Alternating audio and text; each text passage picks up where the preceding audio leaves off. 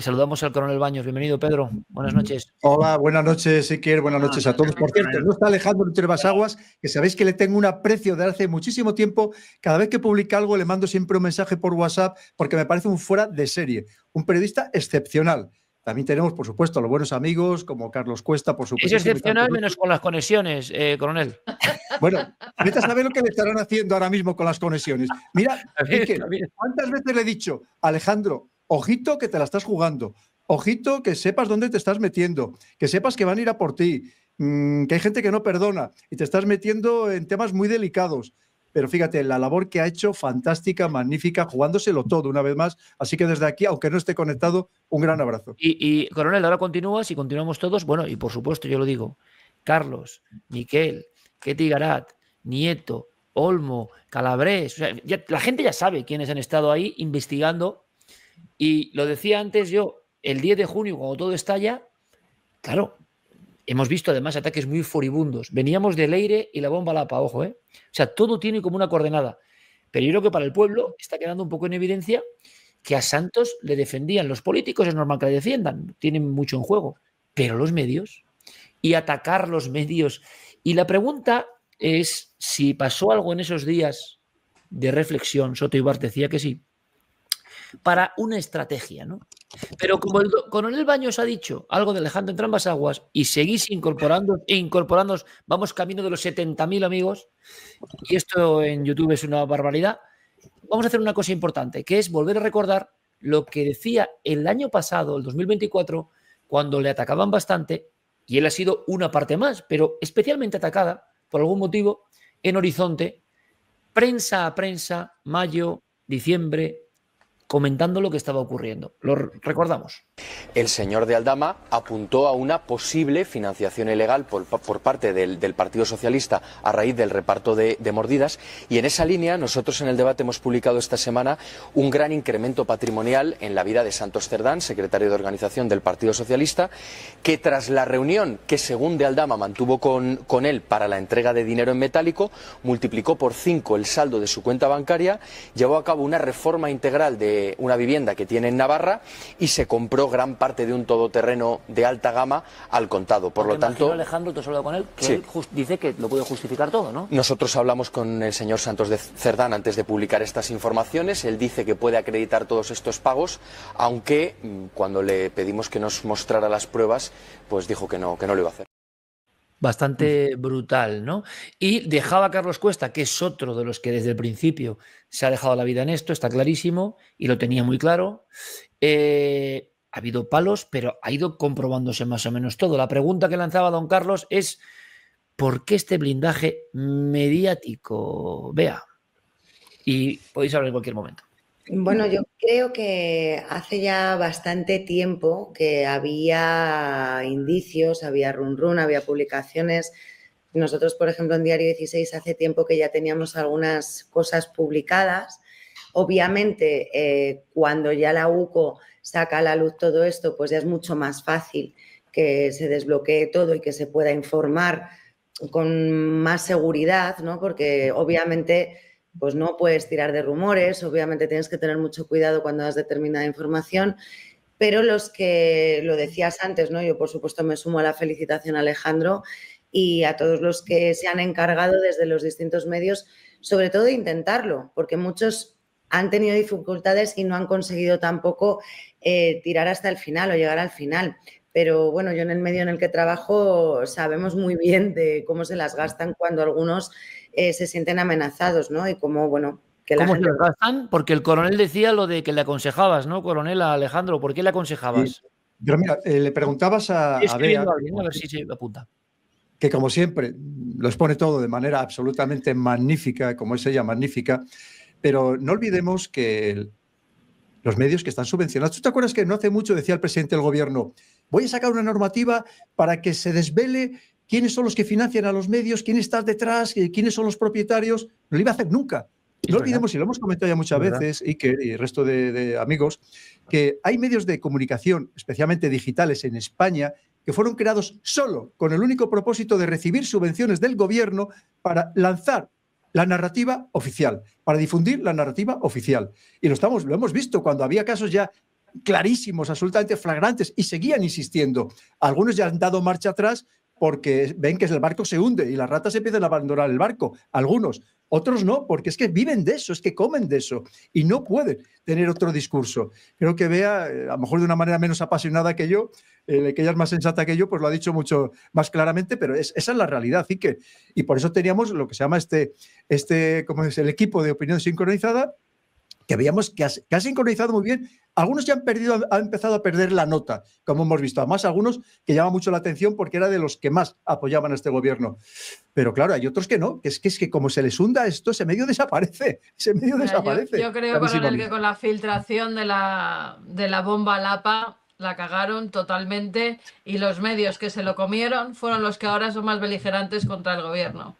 Porque les mandaron una cosa que publicaron sin contrastar y al comérsela y luego quedar en ridículo delante de todo el mundo porque era un magnicidio al presidente del gobierno, ahora esos son los más beligerantes, los que están contra el gobierno, los que están diciendo que cómo puede ser esto, que cómo tal, cuando antes se las daban cocinadas y las publicaban según llegaban. Era el guión que les daba. Os pido un momento, doctor Cabrera, porque no tiene mucho tiempo. Doctor, te escuchamos todos. Tú has tenido información muy buena, doy fe. Bueno, pues el doctor Cabrera lo que está diciendo es todo.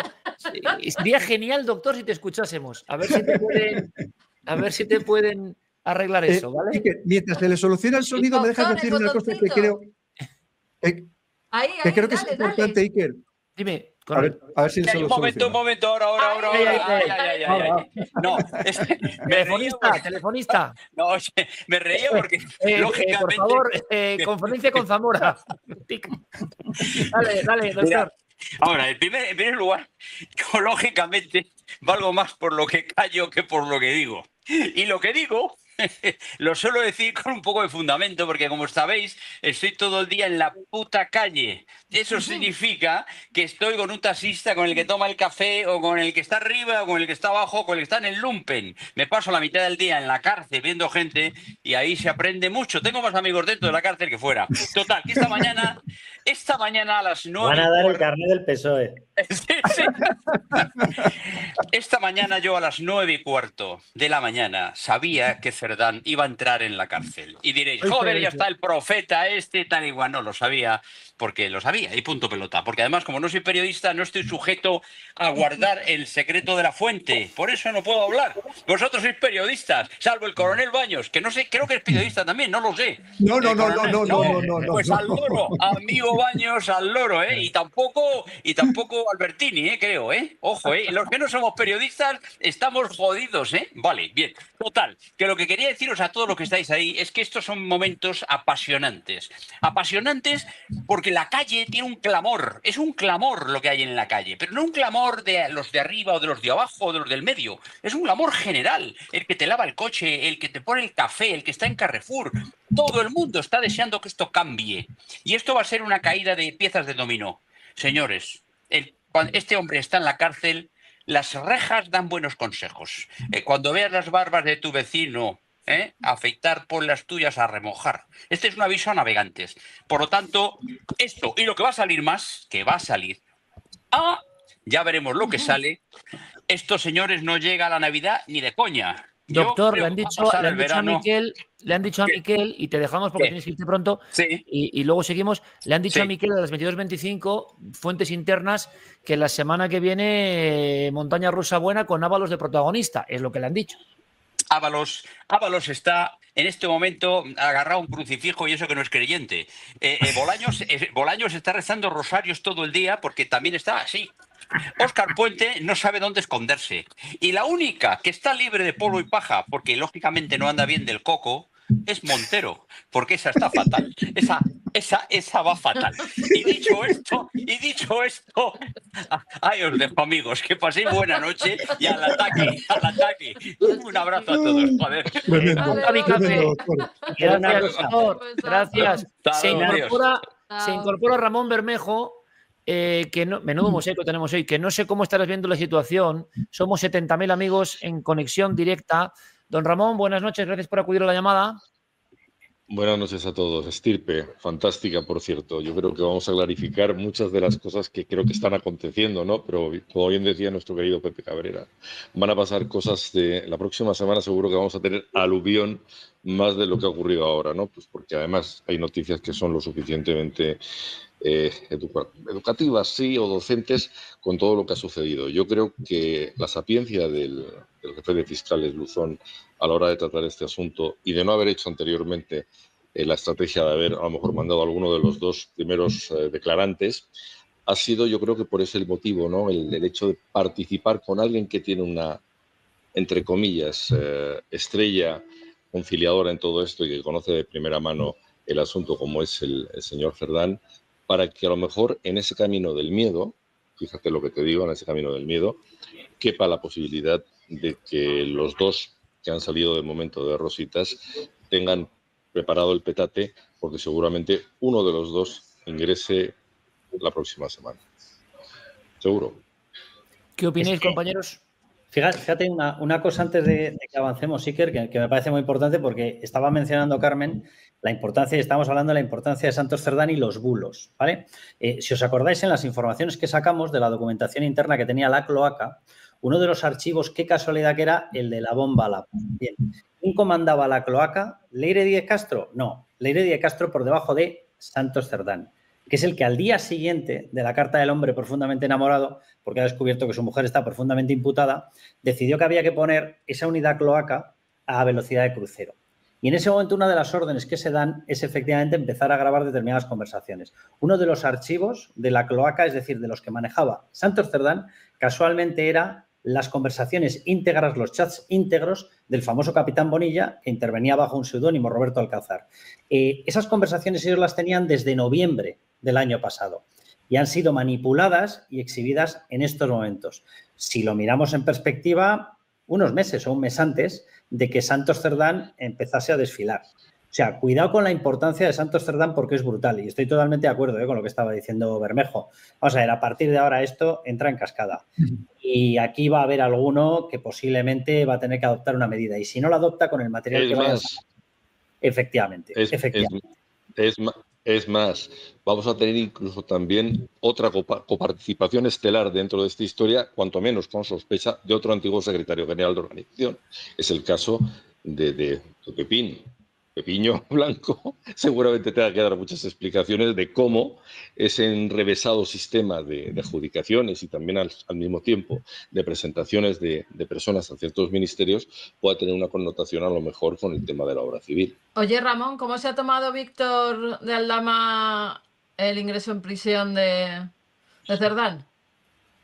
Pues cuanto menos aliviado por un hecho. La semana pasada, como bien sabéis, bueno, pues parece ser que los resultados no fueron lo suficientemente satisfactorios, por lo menos para esta parte del terreno que pisamos algunos, ¿no?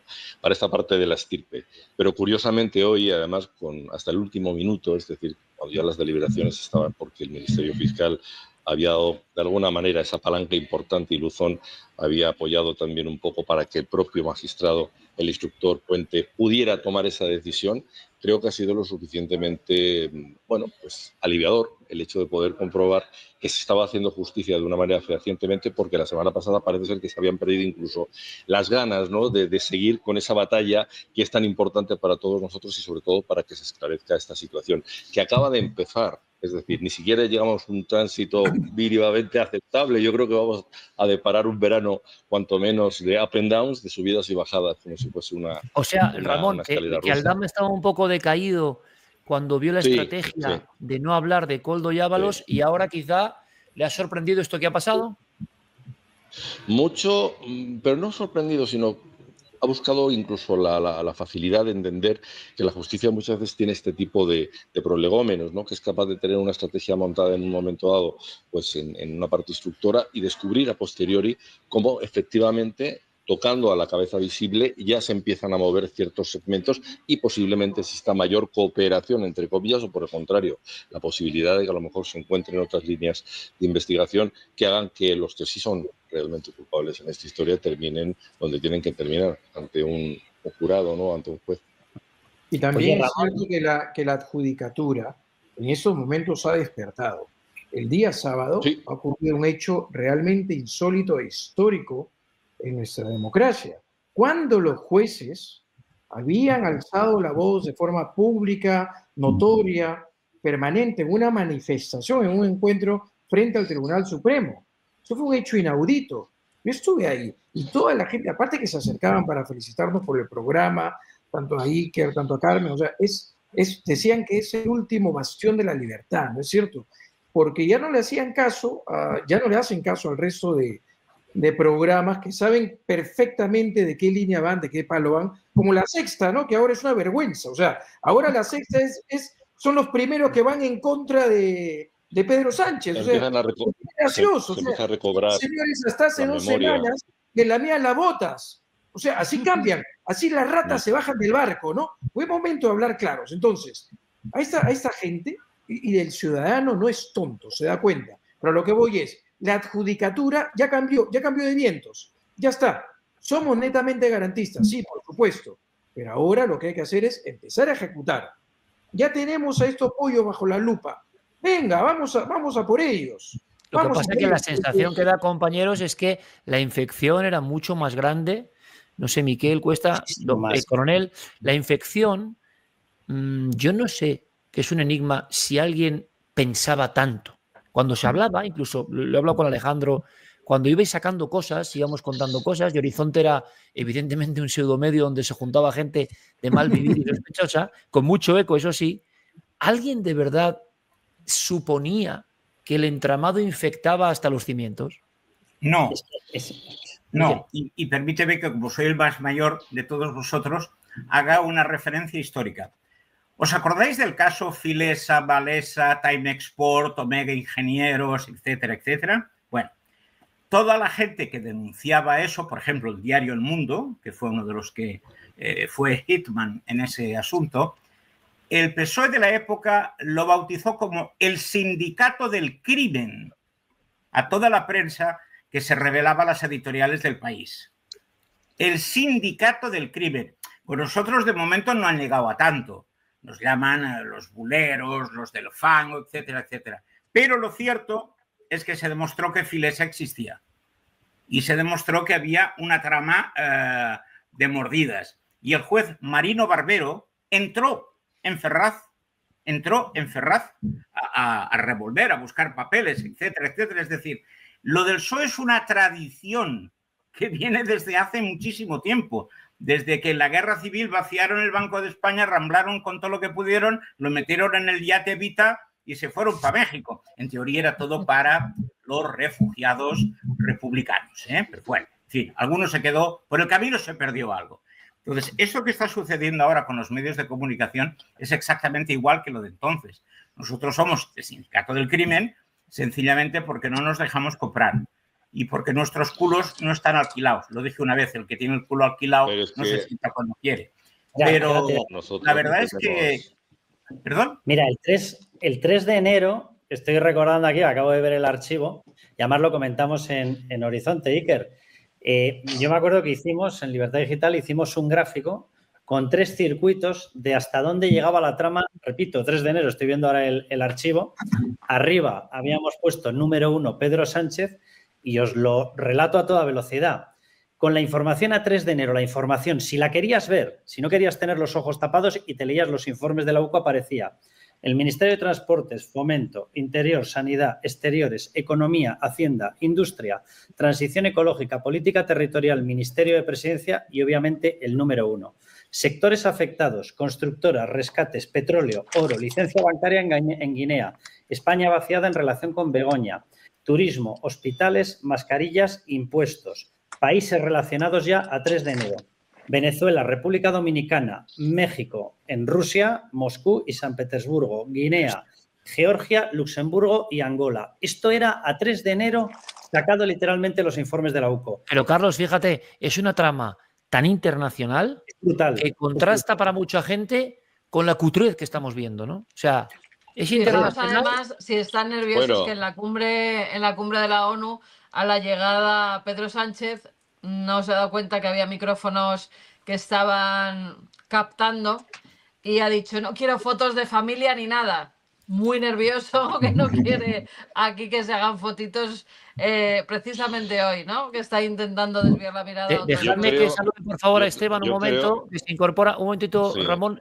Estamos en esta súper estirpe, porque esto, y somos muchos, pero Esteban Uterrita del Mundo, y que ha dado también informaciones fundamentales de un tiempo a esta parte, y que no sé si le está sorprendido o tiene algo que aportarnos, o está asombrado o lo esperaba esto, porque mucha gente en el ámbito político parece que se ha quedado congelado. Esteban, buenas noches. ¿Qué tal? Buenas noches a todos. Bueno, vamos a ver, era una posibilidad y a medida que pasaban las horas cada vez más real el que la Fiscalía pidiera prisión contra Cerdán, ¿no? Y era un escenario que en el periódico barajamos cada vez con mayor consistencia. De hecho, en la portada de hoy nosotros hablamos directamente de que se enfrentaba al riesgo de ingresar en prisión. Pero desde luego esto es un punto de inflexión. Esto va a cambiar por completo el escenario, que ya era gravísimo de por sí, y hay que recordar lo que pasó cuando ingresó en prisión Aldama hace unos meses, que tardó poco más de un mes en abandonar Soto del Real, precisamente porque decidió hacer vamos a ver, porque yo creo que Santos Cerdán pues es muy probable que siga el mismo camino. Yo no creo que sea capaz de afrontar una estancia en prisión prolongada, que será el escenario previsible si no sigue pues esa vía de Aldama, ¿no? Todos coincidís, Esteban, en esa, entre comillas, blandura, ¿no? A las 23:18, Bea Talegón me dice que hay una última hora. Bea. ¿No se te oye, Bea? Vamos a ver si ponemos el audio. Ahora. Última hora reciente, pero tiene que ver con lo que también comentaba Carmen, y yo creo que es el nerviosismo del Partido Socialista. Pero daros cuenta de una cosa, porque Sánchez está en el foco internacional, y la semana pasada él era la voz cantante discordante en la sesión de la OTAN. Ahora tiene que acoger esta reunión, este gran marrón para él, de Naciones Unidas en Sevilla, y la última hora que sacaba precisamente The Objective hace unos minutos es algo que queda un poco raro y suena un poco zafio, ¿no? Porque esta cumbre de Naciones Unidas, que alberga más de 150 delegaciones de países diferentes, von der Leyen, grandes representantes de todo el mundo, bueno, pues fijaos qué detalle tan feo ha tenido como para sacar precisamente de la cena oficial al alcalde de Sevilla y al propio Juanma Moreno. Les ha sacado de la cena oficial, que parece que puede no tener que ver, pero lo que decía Carmen, no quiero fotos de familia. O sea, a mí me parece que esto está ya absolutamente fuera de control. O sea, está nervioso. El otro día le vimos en la foto de la OTAN como que él mismo ya asumía que iban a cortar la foto, ¿no? Entonces, para facilitar el trabajo, se ponía como a un lado, como no quiero saber nada. Está haciendo cosas muy raras. Yo no sé qué pensará. Con el rey y con la reina se ha saludado como 2 veces, terrible. No sabían qué hacer, estaban ahí con todo lo que ha salido. Sí, pero mira, coronel. Bea, me acabas de pasar una cosa. ¿A ti te consta que mañana hay convocada una reunión de urgencia en Moncloa a primerísima hora de la mañana con el núcleo duro del PSOE, bueno, el que les queda en estos momentos, con Sánchez? Ya es blando, ¿eh?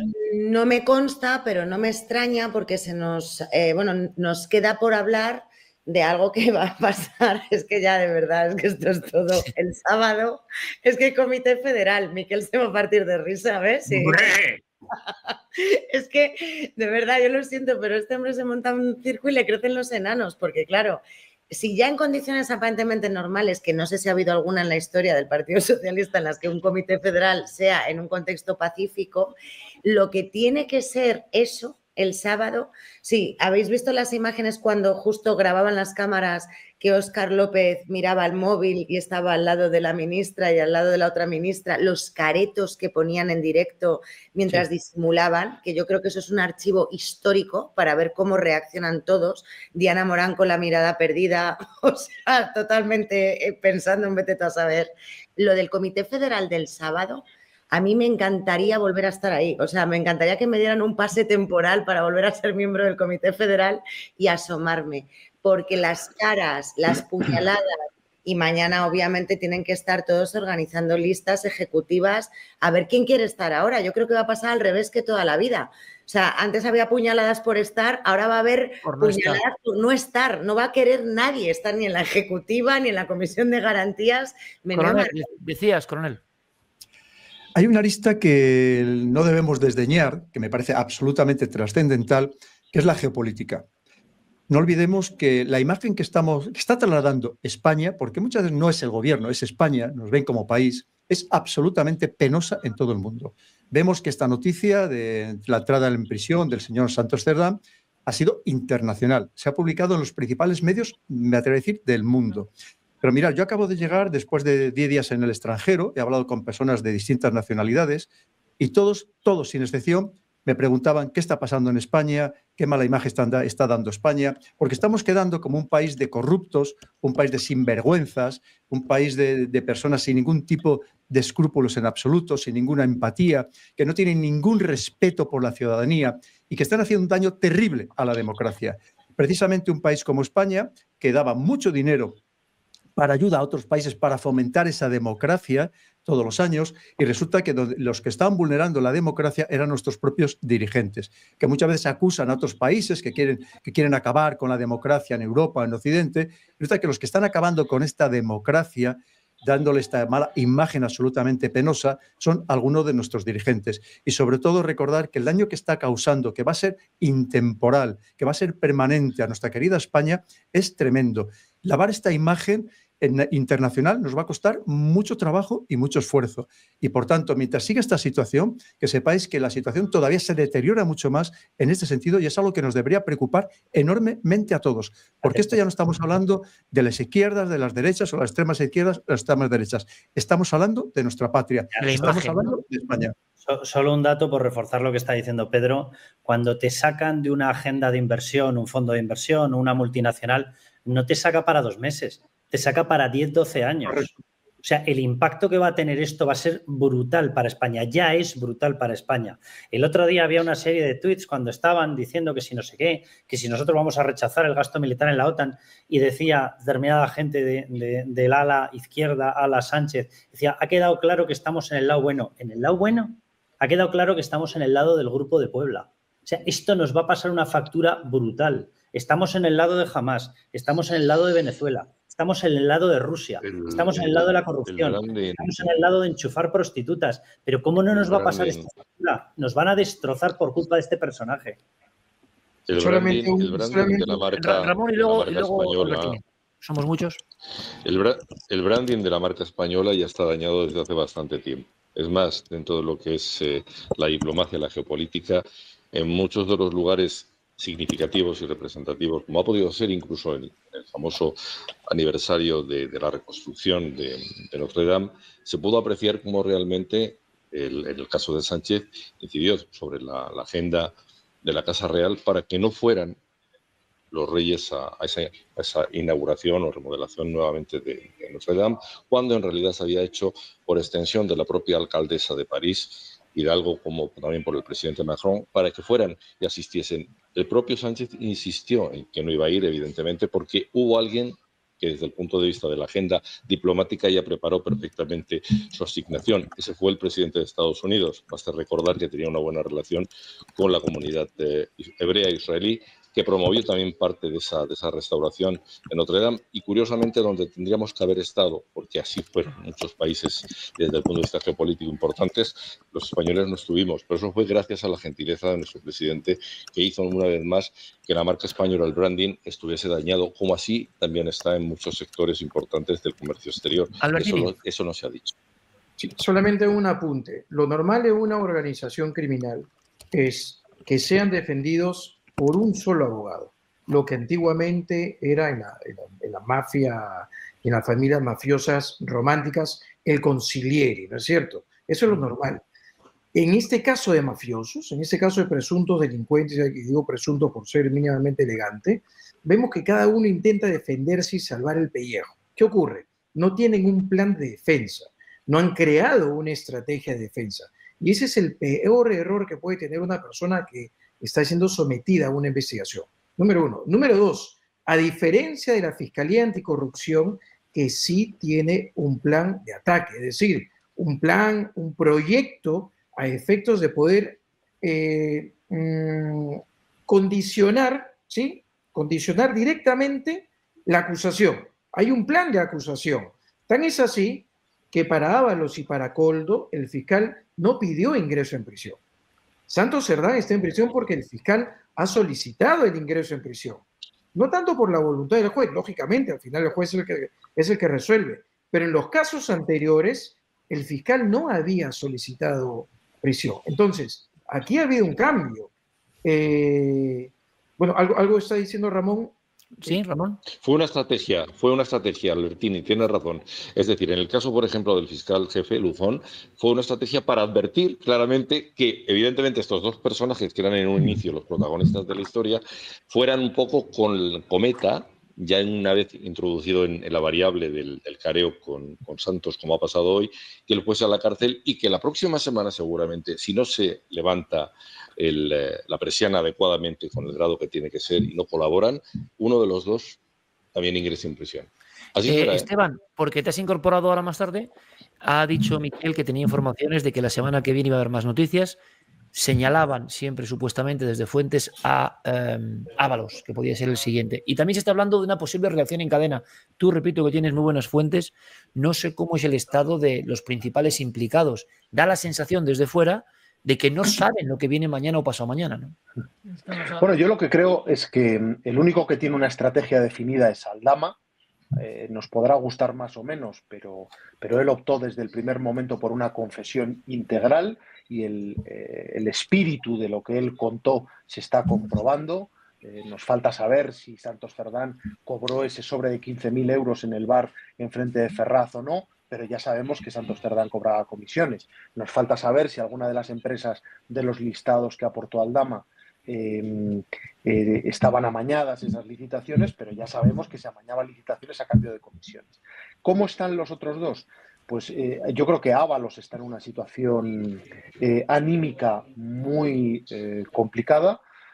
Todos los abogados, y digo todos porque ha consultado a varios letrados durante las últimas semanas, le aconsejan que colabore, que no tiene una defensa viable, que su horizonte penal es de más de 10 años en prisión y que, por lo tanto, haga una confesión y acorte ese espacio a una pena de unos 3 años. Entonces, ahí llega el punto en el que Ábalos no está dispuesto a confesar, por ejemplo, el cobro de dinero en efectivo. A día de hoy no está por la labor de reconocer esa cuestión. Está dispuesto a contar episodios en los que participó Zapatero, como por ejemplo el rescate de Plus Ultra, pero eso sería amagar y no dar, o sea, quedarse a medias.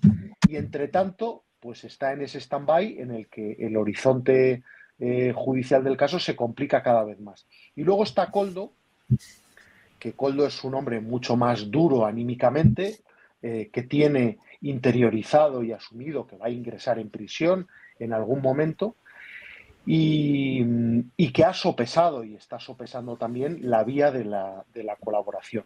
Él exigió, a diferencia de Ábalos, exigió una interlocución directa con el Partido Socialista porque él quería que le propiciaran un medio de vida, un trabajo con el que sostener a su familia. Él ha tenido que recoger aceitunas durante los últimos meses para poder subsistir y en ese sentido se considera absolutamente traicionado por el PSOE porque él dice que cumplía órdenes y que ahora le han dejado tirado.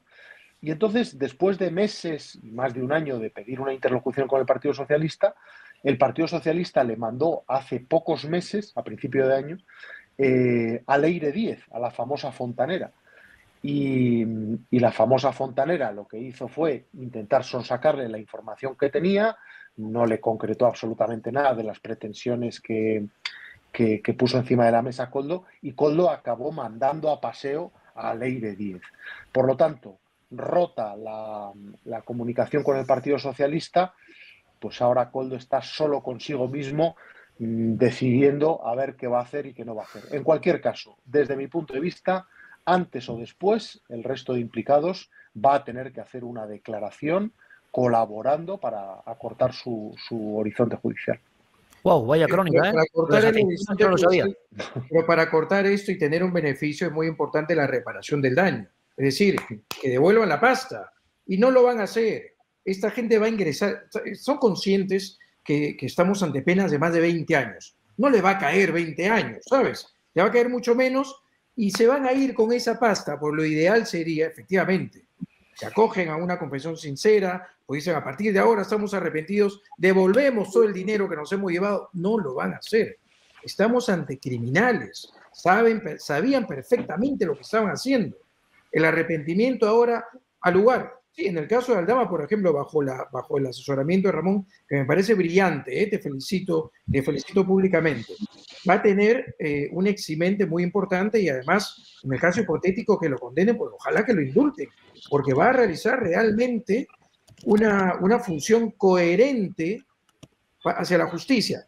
Pero el resto le da totalmente igual. Son delincuentes, ya tienen su dinero.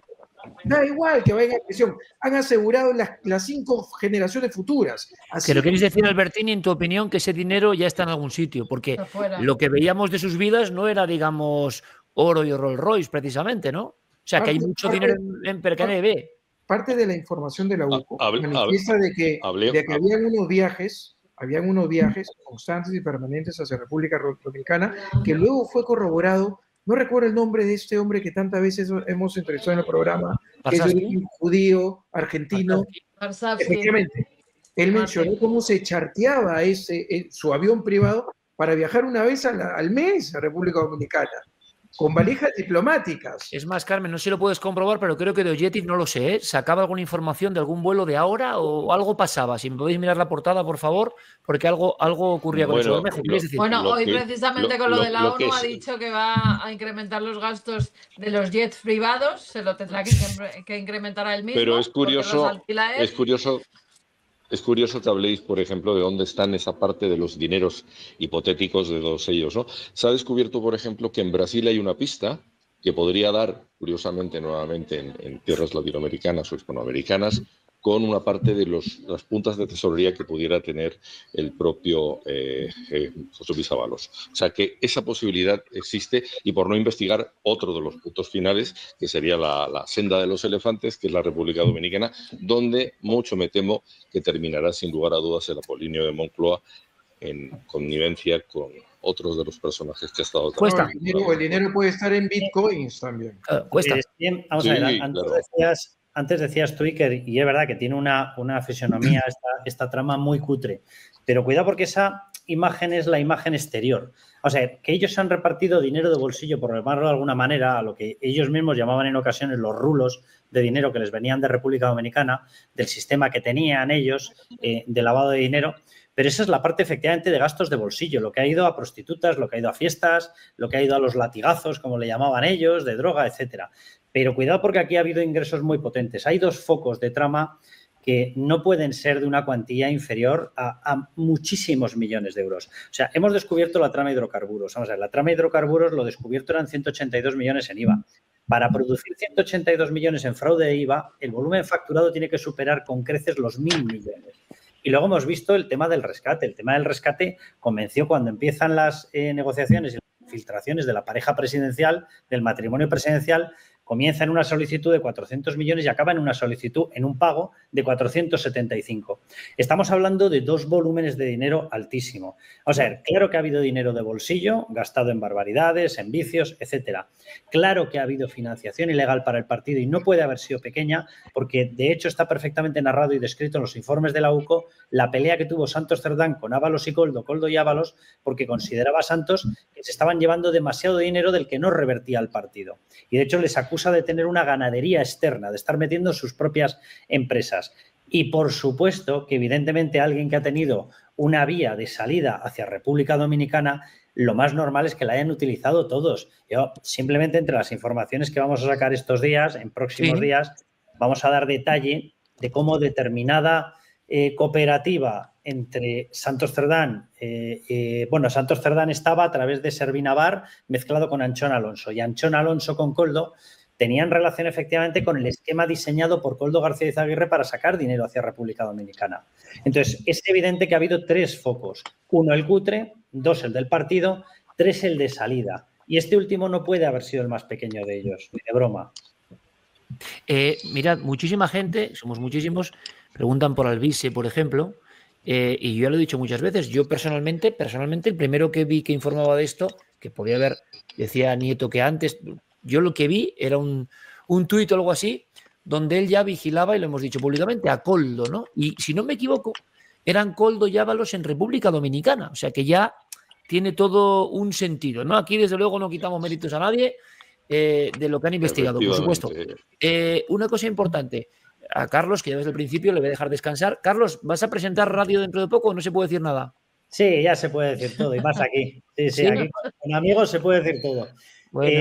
Sí, a partir del 1 de septiembre me hago cargo del programa de La Noche en el Radio. Oye, mucha suerte. Enhorabuena. Un abrazo para Dieter Brandao, un gran profesional. Sí. La noche te deseamos lo mejor, Carlos. La noche de Dieter, déjame que le mande un abrazo porque el pobrecillo está tocado de la espalda y bueno, pues oye, me toca y es un honor relevarle. Sí. Ahora, ¿qué pasará de aquí a septiembre? Y a partir de septiembre. Y a partir de septiembre, claro. Lo contaremos. Bueno. Tú también con un micrófono, Carlos. Mucha suerte, amigo. Me alegro mucho. Un abrazo a todos. Carlos, le dejamos descansar. Por supuesto, cualquier persona que tenga la estirpe es así. Don Miquel, le veo muy ahora reflexivo sobre todo lo que estábamos hablando. Esteban también tiene que marcharse. Esteban, tranquilo, amigo. Un abrazo muy fuerte. Un abrazo a todos. Gracias por la crónica, seguimos en contacto. Qué menuda crónica. Yo lo de las aceitunas no lo sabía, Miquel. Yo no sé si usted lo sabía. Sí, lo sabía. Querido Iker, lo que me dure la batería, pero es de decir la verdad que yo prefiero quedarme con la estirpe. O sea, lo tengo clarísimo. Bermejo, ¿a quién más llevaba en el avión a República Dominicana además de Zapatero Aldama? Pues hombre, yo creo que él, por razones obvias, eso fue, digamos, una inflexión por parte de la viceministra venezolana, que le dijo, por favor, ¿puedes acercar al presidente Zapatero? Sin ningún problema, pues lo acercó y tal. Que, por cierto, él ya ha empezado a decir o a no negar que efectivamente sí conocía a Víctor de Aldama. Eso sí que es curioso, claro, porque creo que eso ya empieza a acercar un poquito. Y yo creo que el próximo en investigar va a ser también Zapatero, no tengo dudas. Oye, Bermejo, a mí Víctor, se puede decir, ¿no? Me enseñó en el móvil. Sí, por favor. Todos los pasajes con sello República Dominicana. O sea, ahí hay algo, don Miquel. Ahí hay algo. Es como el que coge el circular aquí en Madrid, vamos. Bueno, dejadme que diga una cosa. Yo creo que todo esto que hablamos es sumamente interesante y además es de interés público. Pero cogiendo el hilo de lo que decíamos ahora, de lo que decía mi amigo Bermejo, aquí lo importante son los números 1. Y si bien presuntamente el número 1, por acción o por omisión, es el presidente Sánchez, por encima de Sánchez está Zapatero. Zapatero ha sido el gran muñidor durante todos estos años de muchas de las cosas que hemos estado viendo en este país. Zapatero es el que tiene hilo directo con la dictadura, el estado narco-dictatorial de Venezuela. Zapatero es la persona con la que tienes que hablar si tienes que ir a Venezuela a hacer cualquier tipo de gestión, de negocio, de lo que fuere. Zapatero es un hombre que influye poderosamente en la persona de Pedro Sánchez. Y yo creo que cuando hablamos de Sánchez y la trama y Santos Cerdán y todo esto está muy bien, pero como dice José Mota, no nos quedemos en la hojarasca, porque aquí hay 2 cerebros eminentes, y uno es Zapatero, que son la base de toda esta trama, de toda esta organización que ya podemos calificar de criminal, presuntamente, que por cierto, son los que realmente van a tener que acabar pringando al final. Querido Miquel, que por cierto, Zapatero ahora tiene dentro de sus funciones, como bien sabéis también, la de interlocutor con esa parte alejada de Suiza, que hace que esto se mueva un poquito mejor, ¿no? O sea, que el muñidor es perfecto, yo creo que es el adjetivo más adecuado para empezar con esta génesis. Sonríe el coronel, quizá por la cuestión geopolítica, ¿no? También, ¿no? Claro. A mí lo que a lo mejor no nos hemos planteado es que sí que tengan algún as bajo la manga, porque el aplomo, a pesar de todo lo que está sucediendo, que hoy mostraba el presidente del gobierno en esta reunión de Naciones Unidas en Sevilla, no deja de llamar la atención, y además haciéndose acompañar por su esposa. Ambos sonrientes, el presidente con un desprecio total a la ciudadanía, clarísimamente, pero ahí están. Entonces, no descartemos que estáis hablando de hay mucho dinero detrás. Estáis hablando de que detrás hay personas importantes, que puede haber personas importantes de otros países implicadas. Y a lo mejor a alguien no le interesa que esto caiga, o por lo menos no caiga tan rápido. Por no hablar de los apoyos que existen dentro de España, esos apoyos, además, en muchos casos, de los que quieren romper España o acabar con la España tal y como la conocemos actualmente. Y así, poco menos que a lo largo de esta charla, ya de 2 horas, os está comentando que parece que esto se acaba, pero a lo mejor no se acaba tan rápido.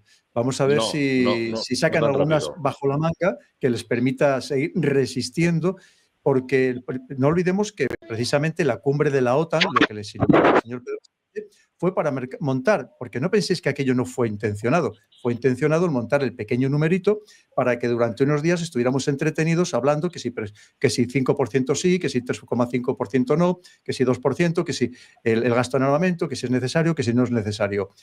A mí no me extrañaría que esto puede dar un cambio de guión, y vamos a ver qué va a pasar en las próximas horas. No pensemos que esto se desmonte de hoy por la mañana. Y ahora lo más importante también es poder analizar, ya que nos hemos leído todos los expedientes que se han ido filtrando, ¿no es cierto?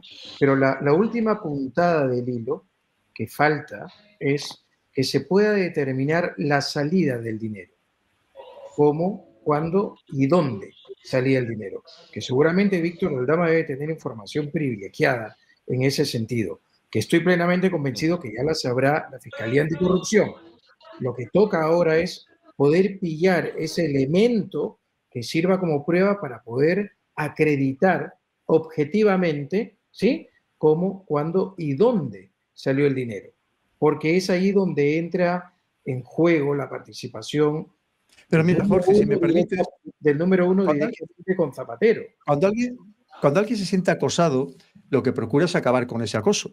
Es decir, si tú ves que lo ves tan mal, dices, mira, me voy, porque tú sabes que una vez que te vas, digamos que los medios se centrarían en otra persona, se centrarían en otro gobierno, ya no sentirías el mismo acoso. Es verdad que cuando estás en el gobierno tienes instrumentos muy poderosos que puedes utilizar a tu favor. Pero en esa situación extrema, lo propio sería decir, mira, lo dejo, me voy, no sigo perjudicándome ni a mí mismo, ya no vamos a pensar que piensen en no perjudicar al país, pero en cualquier caso, ese acoso tan sumamente gigantesco que está recibiendo acabaría. A mí me da la sensación de que todavía pueden tener algún flotador, que pueden pensar que tienen alguna tabla de salvación, y no olvidemos además que todavía hoy en España, a pesar de todo lo que está sucediendo, hay una parte no poco importante de la población que le sigue prestando total apoyo. Pase lo que pase, y solo tienes que ver las encuestas muchas veces que se realizan en la calle, ¿no? De ese voto cautivo, de ese voto esclavo, de ese voto inercial, que les va a seguir votando o les va a seguir apoyando, suceda lo que suceda. Y ya te digo, a mí me da la sensación de que pueden todavía tener algún flotador que les permita precisamente resistir. Y lo tienen, coronel. Yo creo que es la parte política de esos que siguen aguantando esta legislatura, que no es la oposición, sino aquellos que son socios por interés y otros que evidentemente dentro del reparto van a estar ahí por razones obvias.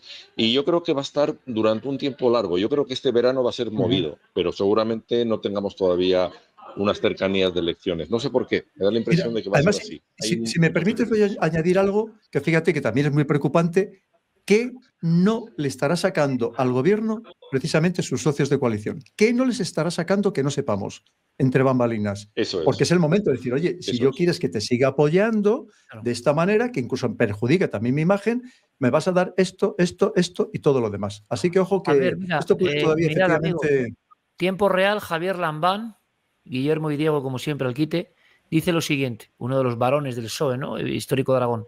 Ha entrado en prisión el autodenominado arquitecto de los gobiernos progresistas de este país. ¿Cuánta ceguera o cuánto cinismo hacen falta para no reconocer que el PSOE está en situación agónica? ¿Qué ha de pasar para que el partido reaccione e impulse un cambio radical? Madre mía. No, pero y que si me permites, no olvidemos que esto también perjudica también al PSOE. Un PSOE, un partido socialista, que le puede pasar, comentábamos el jueves pasado en Horizonte, que le puede pasar como en Francia, que quede, vamos, al mínimo, por no decir casi que desaparezca. Y obviamente, ¿qué le preocupa a un Lamar, que por cierto, que fue un magnífico presidente ahí en Aragón, que buena parte de lo que hoy está haciendo el Partido Popular con gran éxito es precisamente la herencia que había dejado Lamar? A él le preocupa la supervivencia del Partido Socialista, que ahora mismo también está en juego, no lo olvidemos. Pero el Partido Socialista actualmente tiene un blindaje hecho en su líder y eso es imposible porque los cuadros, por mucho que uno quiera, los mueve adecuadamente, como bien hemos podido ver a lo largo de todo este tiempo, desde la gestora para acá, el propio Sánchez. Yo no creo que el presidente tenga o se le pase por la cabeza no morir matando. Lo va a hacer y lo hará con potencia. No hay ninguna oposición interna, digamos, ante esta situación. Se ha visto Miquel Bea, se ha visto a Paje, se ha visto a Felipe González, que han dicho palabras muy crudas, ¿no? Pero hay quien dice, y nos preguntan muchos, ¿no? Tiene a su gente así, atrapada o estalinismo puro o muy a favor. Pero con lo que está pasando... O son socios de lo mismo. ¿Os acordáis cuando salió Pedro Sánchez elegido? Bueno, elegido. Esto ya hay que decirlo todo entre comillas, porque claro... Sí, entre comillas. Hubo una frase de Susana Díaz que fue muy interesante, que ella dijo, este chico no sirve, pero nos sirve. ¿Os acordáis? Yo sí me acuerdo porque yo eso, de estas cosas que te tratas de entender durante el tiempo y ahora empiezas a decir, ¿coge sentido todo? Claro, porque yo, que lo viví en primera persona y publiqué artículos, yo decía, no me puedo creer que este chico sea la renovación del PSOE, cuando había gente muy interesante y con un perfil político muy potente como era Eduardo Madina, que me parece que era un chaval joven con experiencia, estaba también Sotillos, aunque bueno, Sotillos o yo igual formábamos parte más de una división más de aprendices, ¿no? Pero de primera línea, jolín, había gente, Pérez Tapias, había nivel, había todavía gente que tenía un cierto fuste, que daba lugar a un debate político interesante, con respeto, con buenas formas y con contenido. Pero de repente apareció este muchacho, nos quedamos todos bastante sorprendidos porque no le conocía realmente nadie, porque fue una llegada muy abrupta, porque era conocido allí dentro del Partido Socialista de Madrid como uno de los chicos de Pepe Boys, de Pepe Blanco Boys, que los llamaban, que eran el grupito, Óscar López, todo un grupito alrededor de... Dice, Bea, ojo, alguien de los amigos que están viéndonos dice, ojo, que Madina el radical y Sánchez el moderado, dicen. Ojo. Menos mal. Y Tapias, que era con el que yo iba, ni te cuento, el profesor de filosofía, vamos, qué diferente habría sido todo, pero también os reconozco que pasado el tiempo, yo en aquel momento ya sentí que tuvimos suerte. Cuando perdimos y nos fuimos y tal, de esto que notas que dices, buf, de la que nos hemos librado. Pero todo lo que estamos viendo estos días, yo muchas veces lo digo a Carlos, digo, madre mía, qué bien. Mira, y en 2015 qué rápido nos dimos... Es que comerse todo este marrón hay que valer, ¿eh? Y ojo, hay un perfil psicológico que decía el coronel Baños, ¿no? Yo veo mucho esa imagen. ¿Os habéis fijado cuando se monta Seguirigay de protocolo con los reyes? Que Felipe y Leticia evitan mirar a la cara a Begoña constantemente y ella, con todos mis respetos, pues me recordaba a mi perrillo Luke, cuando te busca con la mirada para que, a ver si, y tú le ignoras y el pobre te sigue con el hocico. La pobre estaba mirando para ver si le respondían y Felipe ha sido como si ella no estuviera, Leticia súper tensa, o sea, un desprecio real. Oye, hay que valer también, porque yo les veo a Pedro y a Begoña, hay que tener cuajo. Yo no sé cómo aguanta esta gente para dormir, por mucho maquillaje que ya parece que va pintado como un indio, porque ya es que ni disimula. Ostras, Pedrín, ¿qué perfil de...? ¿Hay alguien normal que quiera ser presidente de gobierno? Yo os pregunto a vosotros, Siker, a ti que te lo dicen mucho. Sí que gobernará. ¿A ti te molaría estar ahí comiéndote el marrón de pensar? En este momento, imagínate, o sea, tienes que ser terrorífico. al final, durante toda la época de la democracia española, al final te das cuenta de que te la han jugado. O sea, fíjate, pensando en lo mejor, en que fueras una bellísima persona y honesta. Tú vas a poner la mano por toda la tropa. Os mandaba antes, y ya con esto yo creo que yo voy a ir cerrando, pero para que la gente sepa, está estimado que al año en España se desvía de corrupción 90.000 millones de euros, en lo que se estima. Para que os hagáis una idea, he buscado cifras para un poco cuantificar y que la gente compare.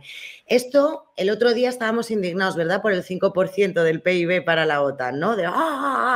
Bueno, es el 8% del PIB español al año el que se nos diluye en estas corruptelas. Si echamos cuentas, a ver, esto oscila, cada uno ha trincado más y otro y ya iremos viendo, pero si estableciéramos 90.000 al año durante los 45 años que tenemos de democracia... Creo que recupera ahí, sí. Ahí está. ¿Para qué no les valía y para qué sí les ha valido? Le preguntaría yo a esta señora. Bermejo, igual tú puedes llegar al origen de la frase. Han encontrado nuestros chicos justo el recorte año 17, lo publicaba Zarzalejos. Esa frase encierra mucho. Este chico no vale, pero nos vale. A mí esto que dice Bea me sugiere esa frase de ¿a quién sirve el grial? En la película Excalibur de John Boorman. ¿A quién sirve el grial? Bien, pues ¿a quién sirve Pedro Sánchez? Pedro Sánchez no sirve a los españoles, no sirve a los intereses de España, no sirve ni siquiera a su partido. ¿A quién sirve Sánchez? Pues Sánchez sirve, entre otras cosas, a Soros, a lo que representa Soros, a las sociedades de la Open Society, al Bohemian Club, al Bilderberg, que son estos grandes poderes que yo estoy muy de acuerdo con lo que dice mi coronel, de que hay un apoyo que va más allá de los partidos políticos y de las aritméticas parlamentarias. Sánchez es el peón perfecto para que el movimiento woke haya tomado carta de naturaleza en España cuando esto aquí ni se había conocido ni se sabía lo que era. Por lo tanto, Zapatero, que es el gran embajador de Soros en España, recuerden ustedes que al primero que recibe Sánchez cuando es presidente del gobierno es a George Soros. En visita privada no se pudo saber de qué hablaron porque como no estaba en la agenda, era visita privada. Pero Soros cuando sale de Moncloa se va a cenar con Javier Solana y con Narcís Serra. Tampoco se sabe de lo que se habló en esa cena. Pero yo estoy convencido que el programa WOC se ha aplicado, bueno, estoy convencido, ustedes lo pueden ver, no hace falta que se lo diga yo. P por pa. Por lo tanto, ¿a quién sirve Pedro Sánchez? A todo menos a los intereses nacionales. Mira, os voy a dejar, compañeros, con que me comentéis si queréis. Bea, muchas gracias, te dejamos descansar. Gracias por todo. Gracias a vosotros. Un beso muy grande. ¿Cómo ha envejecido este tuit? Pero es que este tuit es de hace muy poco tiempo. Vamos a ponerlo, Diego, Guillermo, el tuit de Pedro Sánchez. Desde hace mes y media. Fijaos, queridos amigos, lo que es la vida, ¿no? Es un tuit donde se incluye un mensaje del PSOE. Mi solidaridad con Santos Cerdán y su familia. Y para mí aquí la clave. El acoso de ultraderechistas disfrazados de periodistas no tiene cabida en una democracia. Esto no de partidos, va de derechos. Por un abrazo, Santos Cerdán, 16 de mayo. Hace apenas un mes. Y el PSOE decía, todos los y las socialistas estamos contigo y tu familia. Santos, siempre. No vamos a dar un paso atrás ante los ultras. Es decir, ¿cómo envejece la hemeroteca digital incluso, no? Pero van a seguir con eso, Iker. Van a seguir que vienen los fascistas, que viene la ultraderecha, que si viene además esa ultraderecha a una parte de la población igual le quita sus derechos, que expulsan a los emigrantes, que les van a quitar las subvenciones, les van a quitar las becas. Ojo, y que ese mensaje funciona. Porque hay muchas personas en España que todo esto que estamos hablando aquí lamentablemente no tienen ni la más remota idea del trasfondo que existe, ¿no? Efectivamente, como bien estáis comentando, todo el tema de Soros, que por supuestísimo es muy importante. No olvidemos que la señora Van der Leyen, la presidenta de la Comisión, cada vez que mira a Pedro Sánchez se derrite, porque entre otras cosas sabe que es un buen mandado, que todo lo que nos ordenan, somos el país más cumplidor de toda la Unión Europea, con lo cual hay mucha gente que le interesa seguir en esta dinámica. Y luego, por cierto, si me permites, lo que ha dicho Bea es muy interesante, porque no olvidemos que el alcalde de León, socialista, ahora está desvelando cómo las elecciones primarias del Partido Socialista fueron absolutamente amañadas, que también es lanzando con lo que tú decías al principio del programa, Iker, ¿y por qué eso no lo dijeron antes? ¿Por qué no denunciaron esta situación de corrupción ya interna o de corruptelas internas? Ahora sí, ahora todo el mundo dice, no, yo ya lo sabía y esto lo conocía y esto fue como los totalmente periodistas ilegítimo. Indignados, ¿no? Igual. Como los periodistas que se indignan ahora, pero hace 20 días, ¿no? Totalmente. Pero por eso te digo que... Sobre todo, coronel, la pasividad de la oposición, ¿no os parece? Esa es otra. Es decir, ¿qué pasa con el PP? ¿Qué pasa con Vox? Incluso, me atrevo a decir, ¿qué pasa con el PNV? Al menos que, por favor, puedan hacer un pacto para poder echar a este individuo de la Moncloa. ¿Qué pasa con el rey? Dice mucha gente, ¿no? ¿Qué pasa con el rey? Efectivamente. Desde el momento de Paiporta, yo esto no lo sé, por supuesto, ni puedo decirlo, pero hay una tensión ahí que se corta como con cuchillo, ¿no? Es que hay un antes y un después, porque lo que acaba de decir, vea, claro, que el rey hizo un desprecio, lo siento mucho, pero yo no vi ningún desprecio, ¿eh? Yo he visto una complicidad plena, abrazos, abrazos, da de mano con sonrisas de lo más cordiales, y además, si realmente su majestad, el rey Felipe VI, que seguramente no se escuchará o sus asesores no van a escuchar, o sea, no entiendo, estamos hablando del jefe del Estado. Todos sabemos el deber constitucional que tiene, eso lo sabemos de sobra. Sí, pero cuidado, ¿eh? Tú puedes decir, me niego a firmar una ley de amnistía que lo que va a hacer es no solamente perdonar, sino olvidar que unos criminales han intentado destruir España. Me niego a firmar una ley contra la magistratura que lo que intenta ahora es que más de 1000 jueces sustitutos, ni siquiera el cuarto turno sí que han superado una oposición, no, que jueces sustitutos pasen a ser primarios, ¿sí? Y además los voy a poner tras evaluarlos yo personalmente, cuando digo yo me refiero al PSOE y compañía, ¿no? Para poner a jueces de su cuerda y que el rey secunde esto. Bueno, y mucha gente que está escribiendo... Mañana empieza la huelga de los jueces de 3 días, ¿eh? Empieza mañana. Cosa inaudita, nunca se ha visto esto. Y fijaos una cosa, Ricardo, María José, Atans, Choni, Lola Origen, bueno, un montón de gente, muchos preguntan por la ley Bolaños, que evidentemente dicen que de haber sido otras circunstancias, la UCO, por resumirlo mucho, no podría haber operado con esta libertad, no podría haber sacado este informe don Miquel Asientes, y esto sí que es mollar. Es decir, se pretende una serie de cosas para que los últimos de Filipinas, de alguna manera, que han sacado este informe que lo ha cambiado todo, no pudieran actuar así. ¿Es así? Es así, y además se ha intentado de una manera burda y torticera apartar a los responsables de la UCO que están llevando a cabo estas investigaciones, y gracias al magistrado que instruye estos casos ha dicho no se puede, porque según el procedimiento no se puede cambiar a los oficiales de la policía, en este caso de la Guardia Civil, que están siguiendo un proceso a medio proceso. Eso no se puede hacer.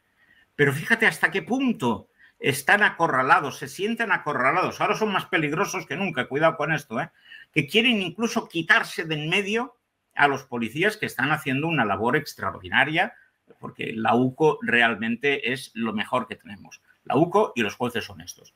Y yo no sé cómo se van a desarrollar los acontecimientos en las próximas semanas, pero sí tengo claro que esto es el principio del fin de un intento de golpe de Estado por la puerta de atrás, que lo que ha pretendido es atentar contra nuestra Constitución, contra nuestros valores constitucionales y contra la unidad de España, porque después de la ley de amnistía, ya se lo digo, lo que viene es el referéndum de autodeterminación de Cataluña. Y por ahí sí que lo deberíamos pasar. Ni siquiera el rey. Pero fíjate, no deberíamos pasar por ahí. A Miquel, coronel, Miquel, que lleva desde el principio con nosotros. Muchas gracias, amigo, como siempre. Un abrazo muy fuerte. Gracias a ti. Un abrazo. Un abrazo, compañero, como siempre. Siempre tan claro. Coronel y Albertini, os dejo un titular, ¿vale? Decía Miquel, no lo podemos consentir. Pero si estaremos consentido todo. Lo que decíamos que jamás íbamos a consentir, que eran líneas rojas, que el pueblo se iba a echar a la calle, que esto era imposible. Hemos ido consintiendo todo. ¿Por qué no vamos a consentir lo siguiente? Porque no olvidemos, una vez más, que somos muy fácilmente manipulables como sociedad y hay personas que son especialmente manipulables porque además están encantadas con ser manipuladas. Así que no descartemos que pase cualquier cosa. Coronel, gracias como siempre, amigo. Un abrazo muy fuerte. Un abrazo.